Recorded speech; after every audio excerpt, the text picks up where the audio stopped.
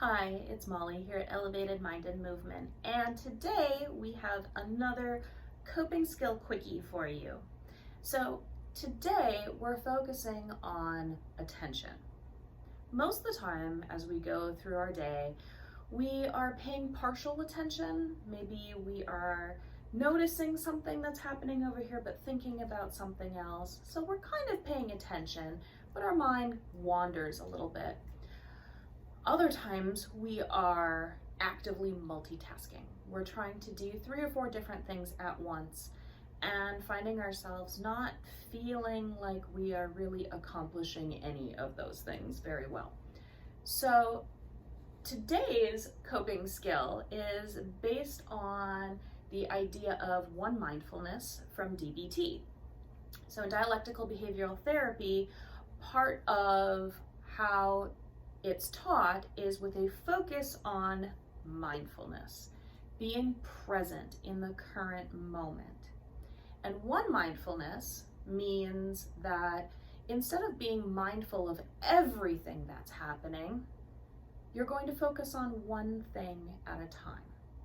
So that helps bring down our distress level, because if you're trying to track where your dog is going, what time your child needs to be somewhere, 15 things on your to-do list, you're getting overwhelmed. But when you focus on one task at a time, and then once you accomplish that, move on to the next one, we feel a little more like we can accomplish things in an orderly manner without getting to that overwhelmed state. Now, this is very similar in yoga to the concept of dharana. Dharana is narrowing our attention so that we're not taking in all of the information around us, but we are training the mind to stay in one place. So in a lot of ways, this is like training a puppy. You have this puppy and they want to run all over the place, and they want to chew all the shoes, and they want to do all the things. So how do you get their attention enough to train them? Well, you can start by putting them on a leash. Now they can explore all over within the bounds of that leash. They can't go any further. So when we are practicing one mindfulness or dharana, we're doing the same thing. We are purposely narrowing the focus, giving ourselves a leash. We're kind of tethering ourselves to whatever it is we're trying to pay attention to. So, ways to practice this, to get a feel for it, is find yourself a comfortable position to sit in, so that you're not going to be distracted by moving around or balance if you try doing this while standing. So just for practice purposes, find yourself a comfortable seat. And we're gonna start with sound. So I have my little singing bowl here, and I'm just gonna ring the bowl. I want you to close your eyes and see how long you can notice the sound.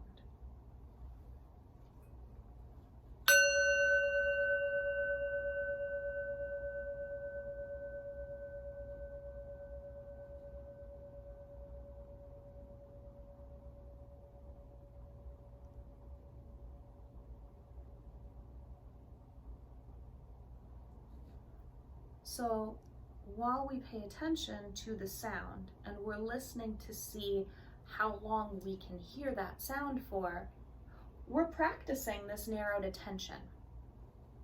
You just did it. If you've ever had to carry a glass of water that's really full across a room without spilling it, you've practiced narrowing your attention. You are focusing on the one thing that you are doing. So, practical applications of this. When you just want to kind of take a mental break from your day, you can use sound. You can have an item that you are going to look at to focus your attention on.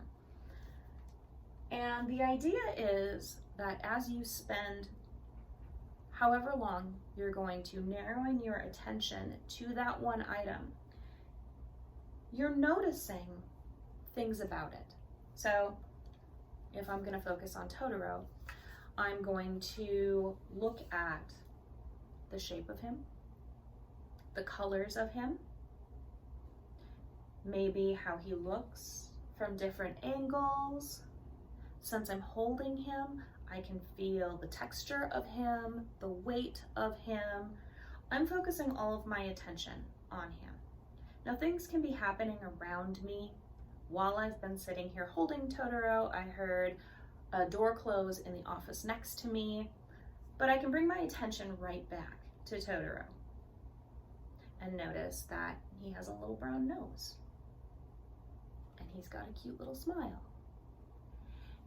And it's in this practice of bringing my attention back. I'm only paying attention to him right now. That is us training the mind. Now, day to day, we can practice this throughout our daily tasks. So let's say you're washing dishes. Instead of listening to the argument that's happening in the other room, or thinking about what you just ate for dinner, or what you're going to have for breakfast the next day, or all the things you need to get done before you go to bed, focus on one dish at a time. Notice how the soapy water feels on your hands. Notice the motions. How many rubs of the washcloth does it take to clean the plate? Notice how the water runs the soap off of the plate. Notice how when you put the plate over to dry, the water drips off of it. Notice how the next item you pick up, maybe a fork or a spoon, is different. It looks different, it feels different, the shape is different, how you clean it is different.